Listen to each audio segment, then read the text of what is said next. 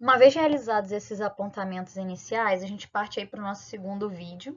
Agora já vamos, né, avançar em direção ao século XIX, mas ainda assim eu preciso trazer, antes de chegar propriamente no século XIX, pontuar algumas questões relacionadas a períodos anteriores para a gente conseguir entender um pouco melhor essa China do século XIX, essa China que vai sofrer um abalo forte, possivelmente um dos maiores abalos da sua história, justamente no século XIX.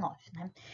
E para chegar lá, a gente precisa entender um pouquinho sobre as dinastias chinesas, especialmente a última dinastia, né? Aquela dinastia que, ao ser derrubada, ela acabou, né, representando o fim da China imperial, né? Que é justamente a dinastia Qin. Essa dinastia Qin, ela foi uma dinastia fundada pelo povo Manchu. E aí vocês vão pensar, quem é Manchu, o que será isso e tal? Eu vou explicando aos pouquinhos, tá, gente? Então vamos lá. Primeiramente, para a gente pensar a China, pensar esse Império Chinês, é importante a gente ter uma noção de que a China, ela é aquela região ali do mundo que tem em comum uma série de valores, né? Essa questão, por exemplo, do confucionismo, como eu mencionei anteriormente, uma história bastante compartilhada, uma história que até hoje, né, é muito recorrente, a eles próprios, né, os chineses, quando reconstituem a sua história, falar que eles têm uma história de mais de 5.000 anos e pensam essa história a partir justamente de uma sequência de dinastias. Né? Então, as dinastias, lógico que vocês já estão familiarizados com esse termo, se refere a um período em que uma determinada família real permanece no poder. Então, a gente pensa muito em dinastias à luz da experiência das monarquias europeias. Né?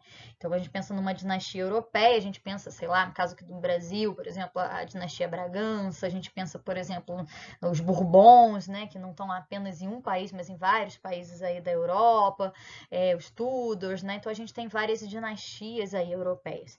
Em geral, essas dinastias elas podem ser longas, mas elas não costumam ser tão longas assim. Né? Nisso elas diferenciam bastante das dinastias chinesas, que por vezes passam séculos, né, sob uma mesma dinastia. E essas dinastias, nem sempre, um ponto importante a gente observar, elas correspondiam, as lideranças, né, que assumiam o controle sobre o Império Chinês, correspondiam a povos, né, aqueles que a corte em si, né, correspondiam a povos que eram a maioria do povo chinês. Né? A China é uma região multicultural, multiétnica, mas que tem uma maioria que é justamente a maioria Han, que eu mencionei bem no finalzinho do texto. Né? Então, a maioria dos chineses eles vão se identificar com essa etnia, com a etnia Han, né? Que compartilha esses valores, esse modelo civilizacional chinês. Né? Mas houve, em vários momentos da história da China, dinastias que foram consideradas dinastias conquistadoras, né? Que foram de povos que vieram de outras regiões. É o caso, por exemplo, do Império Mongol, que foi o período, inclusive, aí, em que o Império Chinês alcançou uma dimensão maior, né? Durante o período aí da dinastia Mongol. Né? Então, a gente tem essas variações. No caso, aí, às vésperas do século XIX, a gente tem também uma dinastia considerada uma dinastia conquistadora, que foi justamente aquela instaurada pelos Manchus. Né? Os Manchus eram um povo que vinham da região da Manchúria, como o próprio nome aí indica, que fica ao norte da China atual. Né? E nessa região da Manchúria, havia esse povo, né, que acabou dominando, não vou entrar em detalhes, né, mas acabou dominando o Império Chinês e assumindo o controle do Império Chinês, e que eles tinham uma série de características diferentes dessa maioria Han chinesa. Né? Eu vou entrar mais em detalhes no próximo slide, mas a princípio é importante a gente perceber que eles eram uma minoria, certo? Para cada mancho havia 250 Han, né? Então eles estavam numa proporção muito menor, no entanto, eles que vão conquistar o poder. Para se manter no poder, os manchos eles precisavam criar uma base de legitimidade. Né? Para eles construírem essa base de legitimidade, por sua vez, eles precisavam contar com o apoio de grupos dominantes Han, né? De pessoas que estavam aí num grupo que exercesse o poder, que estivesse ocupando cargos de poder, especialmente cargos públicos e de influência, né, que fossem esses intelectuais que influenciavam a sociedade. Mais especificamente os literati, ou, né, traduzindo aí, os literatos. Né? Os literatos são um grupo que eu vou abordar um pouco mais adiante, né, no próximo slide, mas um grupo muito importante na sociedade chinesa, porque eram basicamente aquelas pessoas que, através dos exames imperiais, eu vou falar o que é isso, né? Eles chegaram a uma posição de poder, de influência, né? E de exercício da governança. Né? O que eram esses exames? Fazendo uma comparação um pouco anacrônica, um tanto quanto deslocada, a gente pode tentar pensar esses exames imperiais que começaram a ser realizados no Império Chinês mais de 100 anos antes da Era Comum, né, antes de Cristo.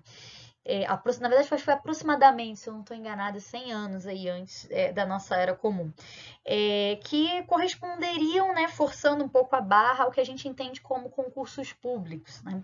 Para uma pessoa ocupar um cargo de poder, diferente do que acontecia na Europa, né? A gente estudou, por exemplo, quando estudamos o tema da Revolução Francesa, aquela crítica à sociedade estamental, aquela crítica à sociedade do antigo regime, em que as pessoas eram divididas já por nascimento entre nobres, plebeus e clero, e que a forma de alcançar cargos políticos era através, né, dessa herança direta, dessa linhagem, né?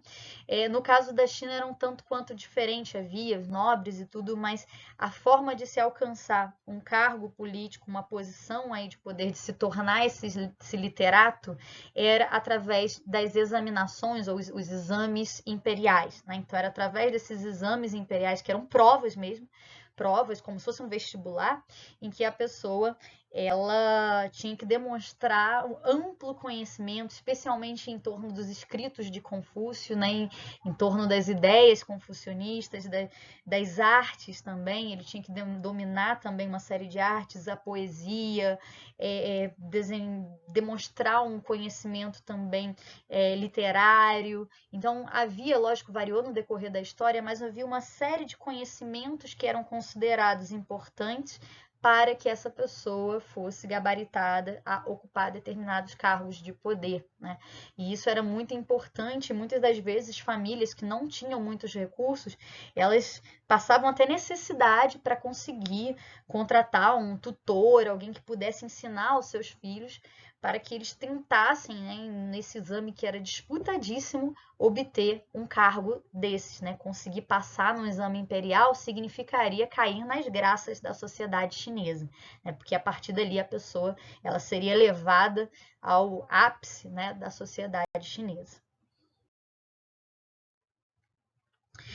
Mas retomando aqui a questão dos manchus. Então, como eu mencionei, eles vieram da região da Manchúria, né, ao norte aí da China. Eles tinham algumas diferenças muito significativas em termos culturais, em termos de organização política, com relação aos chineses. Né? Para começar, a própria religiosidade. Eles tinham uma religião xamã, né? Em termos de modo de vida, eles eram sedentários, mas viviam em pequenas vilas diferentes, né, dos ranchos chineses, que tinham cidades gigantes, com ampla atividade comercial, né? Eles viviam já em pequenas vilas e eles tinham uma relação muito próxima com a atividade guerreira e de caça também, né? Tem muitas referências e representações dos manchos montados a cavalo, caçando, então isso está muito relacionado aí também com essa cultura mancho. E como que esses manchos passaram a partir do momento em que eles chegam ao poder a se integrar na sociedade? Ao mesmo tempo, eles tentaram manter uma série de valores identitários que associavam, né, às suas origens. Esqueci de mencionar também a língua, né? O idioma mancho não tinha também nada a ver com o chinês, ele era muito mais próximo do mongol e do turco. Se vocês forem ver assim a escrita, eu não cheguei a colocar nenhuma imagem aqui, seria até interessante eu ter colocado uma imagem, mas era uma escrita, parece, assim, fazendo a minha percepção, né, lógico, parece uma espécie de árabe deitado, né, ao invés de ser na horizontal, parece uma espécie de árabe escrito deitado, né, na vertical. Então é bem diferente dos ideogramas chineses, né? E como que eles passaram, então, uma vez que eles chegam ao poder, a se relacionar com a questão cultural, com a questão política, eles tentam fazer uma espécie de mescla. Então, eles tentam manter a sua identidade própria, né, esses seus valores, suas vestimentas. No slide anterior tinha uma foto, inclusive, de uma mulher, uma noiva, né, com essas vestimentas tradicionais mancho, com os valores e o modo de vida chinês, especialmente o modelo civilizacional baseado no confucionismo, no ordenamento social que o confucionismo propunha, no modo de vida que o confucionismo propunha, nos rituais que o confucionismo propunha como forma de manutenção da ordem social, das hierarquias sociais. Há toda uma preocupação sobre, né, por parte do confucionismo, o lugar social que cada pessoa deve ocupar, né? Então são muito rígidos esses lugares, esse ordenamento. Então eles passam a adotar isso, né? E uma das formas é justamente manter essa aproximação com os literatos, né?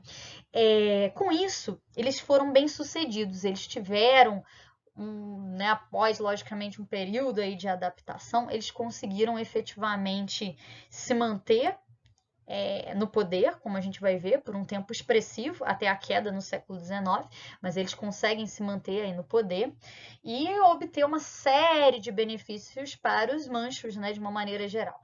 Então, para começar, alguns cargos políticos eles conseguiam obter sem precisar passar pelos exames imperiais, que é aquele que eu mencionei anteriormente, essa espécie de vestibular, né, que era feito, forçando a barra, tá, gente? Mas era como se fosse um concurso público dificílimo, disputadíssimo, né? Muitas das vezes eles puderam, alguns cargos eles abriam para que manchos ocupassem sem ter que necessariamente passar por esses exames imperiais. Além disso, eles viviam em comunidades à parte, né? Eles viviam em comunidades separadas. Outras diferenças também, por exemplo, vocês já devem ter ouvido falar que, né, isso era visto como algo assim, uma tremenda brutalidade, a questão da moda, né, da forma como as mulheres chinesas precisavam amarrar os seus pés para terem pezinhos muito pequenos, né, que isso era visto como algo bonito e tudo, mas ao mesmo tempo era extremamente doloroso e limitava a movimentação das mulheres Han. Um traço cultural, né, pautado aí numa tradição misógina, né? Mas as mulheres mancho não faziam isso, né? Então essa era uma diferença também em relação às mulheres mancho. No entanto, com o passar do tempo, que a gente vai ver, especialmente quando entra o século, que é o foco aí dos nossos estudos, no século XIX, muito disso foi se perdendo. Então, muito foi se mesclando, um processo de aculturação que os manchos passaram, foi fazendo com que muitas das suas tradições culturais foram se perdendo, especialmente que diz respeito a essa coisa da atividade guerreira, da caça, né? Eles cada vez mais foram se aproximando do modo de vida, do modelo civilizacional chinês, em que cada vez mais prefere, né, como eles observam, né, os professores observam, as artes à guerra, né? Então essa questão da poesia, da pintura, isso tudo vira algo muito importante, essa coisa da erudição, inclusive chegando até mesmo a adotar nomes chineses, apesar de que em termos de miscigenação, de se misturar, dos casamentos, não era muito recorrente que eles fizessem esses casamentos entre eles e os Han, né? Eles se mantiveram nesse aspecto bastante separados.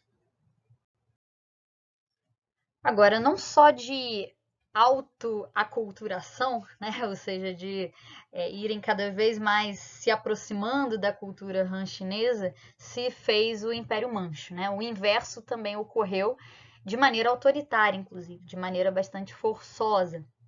Logo que os manchos chegaram ao poder, uma das medidas tomadas como uma forma de submissão da maioria chinesa, né, dos Han, foi justamente algo estético, né, uma obrigação estética, que foi criada uma lei em que forçava os homens a raspar a parte central, assim, né, frontal da sua cabeça e deixar apenas atrás, imagino que vocês já tenham visto, né, em alguns momentos aqui vai ter algumas imagens que vocês vão ver, isso talvez em filmes de artes marciais e tudo, né, volta e meia eles reproduzem esse tipo de estilo, em que os homens raspam toda a parte frontal do cabelo e deixam apenas a parte de trás, né, essa parte mais assim do meio da cabeça, né, bem no meião, o cucuruco assim da cabeça, com o cabelo, né, comprido, e esse cabelo é trançado. né? Então esse era o estilo de cabelo mancho e ele foi imposto a todos os homens da China. Isso gerou uma reação muito forte, muitas revoltas, muita gente não queria aceitar esse tipo de imposição, né? E foi a época então que se criou esse dito que eu reproduzi aí. Era algo bastante recorrente das pessoas falarem, ó. Mantenha seu cabelo e perca sua cabeça, ou seja, se você não aceitar raspar a parte frontal do seu cabelo e manter apenas essa parte atrás, né, trançada, você vai morrer. Porque era exatamente isso que acontecia, a pena era justamente a pena de morte, a pessoa poderia ser morta se ela se negasse, porque simbolicamente isso demonstrava que ela não tinha aceitado o controle Qin, né, o controle mancho, ou mantenha sua cabeça e perca seu cabelo, né? Então raspa o cabelo, faz a trancinha lá e sobreviva. Essa foto aí especificamente que eu coloquei, ela está mais relacionada ao período final, né? Como você pode observar aí na foto, tem um barbeiro que ele está justamente cortando a trança de um outro homem, né, que está aí sentado.